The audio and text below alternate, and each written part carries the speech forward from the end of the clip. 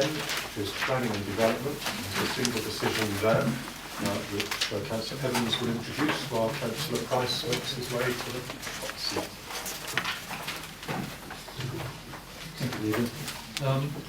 Members might recall during development of the local borough plan and development in fact of the two supporting design SPDs for Walborough and the rest of the borough, we established member working groups.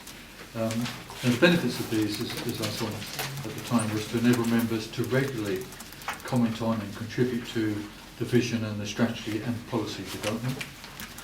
It gave us great flexibility in terms of meeting commitments and the ability to respond to urgent needs and change needs. There was broad member participation, and we did allow considerable flexibility in terms of deputies if an individual member couldn't attend a meeting. And of course, because of this, we're able to take the time necessary for a thorough consideration of all the elements and help formulate the final reports.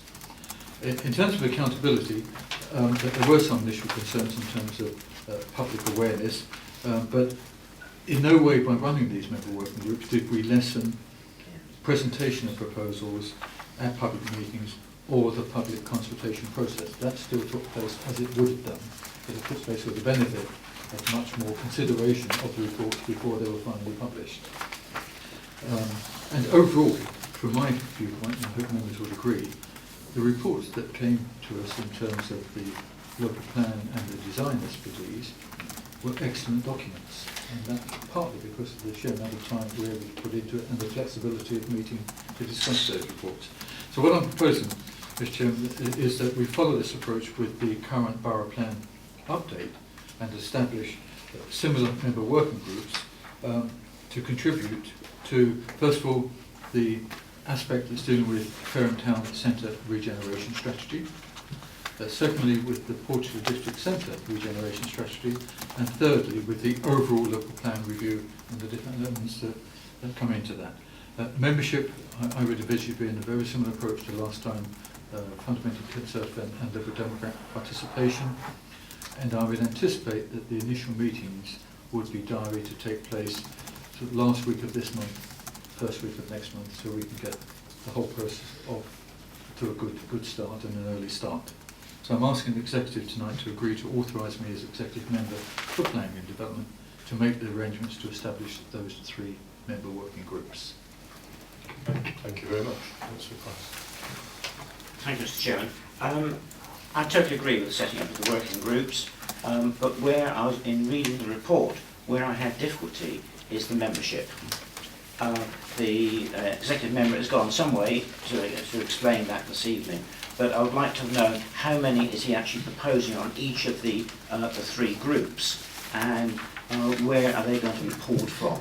That's the issue, which I think is important. I mean, as far as my own in Portchester, I would hope it's the 5 Portchester members, because I think that plus the executive member, I'm not sure when you look at the town centre, how far and wide are you looking at it taking membership for that? And I accept that the local plan review needs, well, probably across the borough as we had before, with representation from the political groups. So I just wanted a little bit more meat on the bone of how that was going to be done and when and how the process will take place of electing people to those bodies. Thank you, Councillor Price. Well, I think Councillor Evans is proposing there are 5 members for each group, which would be therefore politically proportionate. But as we've done before, I'm particularly thinking of Portchester, that we would be happy to allocate a Conservative place to a Liberal to make sure that the figures will actually work. But the appointments are made by group leaders, so if you can contact yours, good luck. And you might be able to appoint you. Is it? That's nice for you. Councillor Evans. Thank you, Leader. It's absolutely correct. Fundamentally, we are talking about 5 members per group.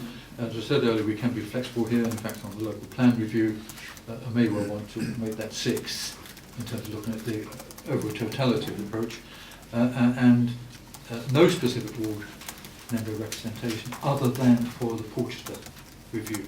And there, you're absolutely correct, we would like at least 2 ward members, and it could well become 3.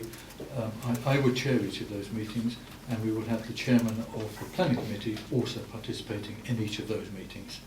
present chairman of the planning committee is of course a Portchester member anyway. So, but that would be the approach. Will these appointments have to be done at full council, or will they be done outside of that?